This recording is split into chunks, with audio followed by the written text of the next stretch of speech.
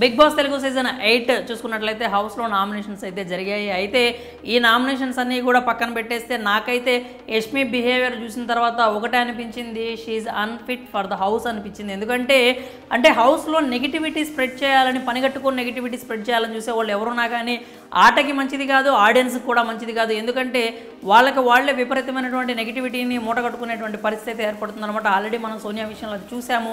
ఆవిడైతే house నుంచి eliminate అయ్యి బయటకు కూడా వచ్చేసింది. ఇప్పుడు ఆ స్థానాన్ని ఎందుకో యష్మి భర్తీ చేయాలని చెప్పి ప్రయత్నాలు అయితే చేస్తున్నట్లుగా కనిపిస్తుంది. ఎందుకంటే ఏమీ లేని దగ్గర ఏదో క్రియేట్ చేయాలని చెప్పి చూస్తుందన్నమాట. ఒక ఇద్దరి మధ్యలో చిచ్చు పెట్టడానికి కావచ్చు, లేకపోతే ఒకళ్ళ మీద పగబట్టడం కావచ్చు. ఈ 2 పాయింట్స్ అయితే నాకు క్లియర్గా కనిపించింది అనమాట యష్మి బిహేవియర్లో. అసలు ఏంటి ఆ పాయింట్స్ అనేది చూద్దాము. హౌస్కి సంబంధించి ఏదైతే లాస్ట్ వీకెండ్లో నాగార్జున గారు శనివారం పూట కొన్ని వీడియోస్ చూపించారు కదా, ఆ వీడియోస్లో ఒకటి ఏంటంటే విష్ణుప్రియ ఏదైతే ఉందో నోటిదూల, ఆమె ఒప్పుకుంది కదా నాకు నోటిదూల అని చెప్పి.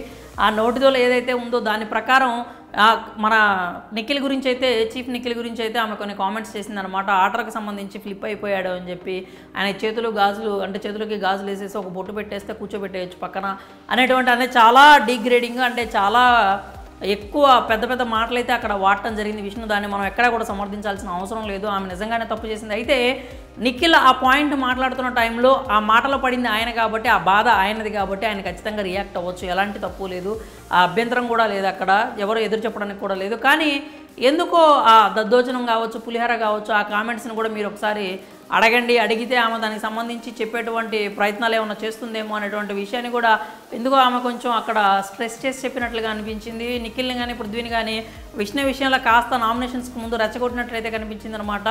అది నిజంగా నెగిటివ్ బిహేవియర్ అనే చెప్పాలి. ఆ హౌస్లో హార్మోని దెబ్బతీసేలాగా, ఒకళ్ళ మధ్య ఒకరికి చిచ్చు పెట్టేలాగా ఆమె మాటలు అయితే అనిపించాయి. ఇంకా రెండో పాయింట్, ఇది చాలా ఇంపార్టెంట్ పాయింట్. ఈ పాయింట్ వల్ల యష్మి అందరికీ విలన్గా మారుతుంది. ఆ విషయం ఆమెకి అర్థం కావట్లేదు. ఏ పాయింట్ లేకపోయినా కానీ ఎక్కువ నాగమణి కంటే అయితే టార్గెట్ చేస్తుంది. 2 వీక్స్ బ్యాక్ అయితే చెప్పింది అనమాట, యూ బ్రోక్ మై హార్ట్, నేను నిన్ను హౌస్లో ఉన్న రోజులు నామినేట్ చేస్తూనే ఉంటాను అని చెప్పి తాజా ఎపిసోడ్లో కూడా నామినేట్ చేసిందనమాట. ఈసారి కూడా అంటే నాగమణి కంట ఏమన్నా చేసినా చేయకపోయినా ఆవిడైతే నామినేషన్లో పెట్టడం పక్కా, దాంట్లో ఎలాంటి అనుమానం లేదు. ప్రతిసారి అదే పాయింట్.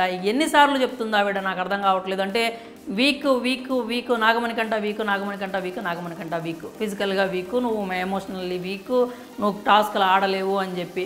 మనోడైతే స్ట్రాంగ్గా డిఫెండ్ చేసుకున్నాడు. నువ్వు నన్ను చూస్తూనే ఉన్నావు, ఎగ్ టాస్క్లో నేను ఎన్ని ఎగ్స్ తీసుకొచ్చాను, అందరికంటే ఎక్కువ నేనే తీసుకొచ్చానని చెప్పాడనమాట.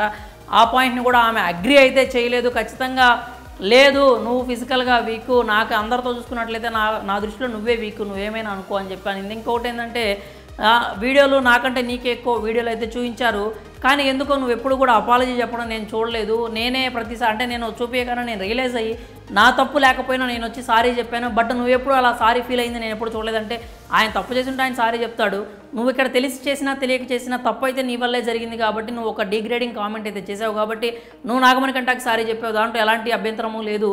కానీ పనిగట్టుకొని నాగమణి కంట మీద పగబట్టి అతన్ని ప్రతిసారి నామినేషన్లో తీసుకురావాలనుకోవటం చాలా తప్పు. అలాగే యష్మి మాత్రం నాగమణి కంట టార్గెట్ చేసిన రోజులు ఆమెకే అది బ్యాక్ ఫైర్ అవుతూ ఉంటుందన్నమాట. ఇంకొక మాట కూడా జారింది ఆమె నామినేషన్స్ టైంలో. ఏమంటే నేను మనోడు అంటున్నాను, నేను ఆడాను కాబట్టి నేను హౌస్లో సర్వైవ్ అయ్యాను, నేను వస్తున్నాను, సేవ్ అవుతూ వస్తున్నాను అనగానే దానికి అనిందనమాట. చూస్తా ఇంకెన్ని రోజులు వస్తావు, అయినా నాకది అర్థం కావట్లేదు, అసలు నువ్వెలా సేవ్ అవుతున్నావు అని చెప్పి. నాగమణి కంట చాలా మంచిగా ఆడుతున్నాడు, చాలా బాగా ఆడుతున్నాడు. 1-2 చిన్న మిస్టేక్స్ ఏదైనా కానీ అలా ఫ్లిప్ అయినప్పుడు, పాయింట్ మీకు ఫ్లిప్ అయినట్టు అనిపించినప్పుడు, లేకపోతే స్టాండ్ తీసుకోకపోవటం, అలాంటి టైంలో తప్పితే నాగమణి కంటే చాలా క్యాలిక్యులేటివ్గా ఉన్నాడు. ఆటని బాగా అర్థం చేసుకున్నాడు, ఎంతో అద్భుతంగా ఆడుతున్నాడు. అతన్ని కావాలని చెప్పి యష్మి అయితే టార్గెట్ చేసినట్లుగా కనిపిస్తుంది అనమాట. అతన్ని టార్గెట్ చేస్తే ఈమెకే ఇబ్బంది, ఈమె గ్రాఫే పాతాళానికి పడిపోతుందని చెప్పాలి. యష్మి ఏదైతే ఉందో సోనియా గురించి కావచ్చు, లేకపోతే నాగమణి కంట గురించి కావచ్చు, చాలా సందర్భాల్లో కొన్ని మాటలు అయితే అనింది. మళ్ళీ ఆమె నోటితోనే తిడుతూ ఉంటుంది, ఆమె నోటితోనే పొగుడుతూ ఉంటుంది. ఆమెకే క్లియర్ కట్ క్లారిటీ లేదు, ఆమెకే ఒక స్టాండ్ అనేది లేదు. నువ్వు అతన్ని శత్రువుగా చూస్తున్నావు అంటే నువ్వు పొగడాల్సిన అవసరం లేదు, లేకపోతే పొగిడావు అంటే అతన్ని తిట్టాల్సిన అవసరం లేదు. అంటే ఒక పాయింట్ నచ్చకపోవచ్చు, కానీ ఆమె చెప్పిన మాటలకి ఆమె కంప్లీట్గా డిఫరెంట్ వేలో మాట్లాడటం అనేది కరెక్ట్గా అనిపించట్లేదు అనమాట. యష్మి మాత్రం ఈ విషయాన్ని అయితే ఖచ్చితంగా మార్చుకోవాలి. హౌస్లో ఉన్న లేడీ కంటెస్టెంట్స్లో ఉన్నోళ్ళందరూ స్ట్రాంగ్గానే ఉన్నారు, యష్మి కూడా ఆ స్ట్రాంగ్ లిస్ట్లో ఉంది కాబట్టి దాన్ని నిలబెట్టుకుంటే బాగుంటుంది. అలా కాకుండా నాగమణి కంటాన్ని టార్గెట్ చేస్తే మాత్రం ఖచ్చితంగా అది యష్మికే బ్యాక్ ఫైర్ అవుతుంది. మీరు కూడా యష్మి విషయంలో ఇదే కనుక ఫీల్ అయితే మీ అభిప్రాయాలను కామెంట్స్ రూపంలో తెలియజేయండి.